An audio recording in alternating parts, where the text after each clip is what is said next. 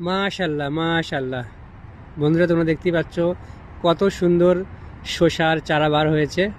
আসসালামু আলাইকুম বন্ধুরা, তোমাদের একটা দারুণ একটা জিনিস দেখাবো। তোমরা সবাই জানো যে আমি দুবাই মসজিদে থাকি, মানে মসজিদে কাজ করি। তো এখানে মসজিদে আমাদের এক জায়গায় আমরা শসার বীজ রোপণ করেছিলাম দু একদিন আগে। তো সেখান থেকে শসার চারা বার হয়ে গেছে, সেগুলো আজ আমি তোমাদেরকে দেখাবো।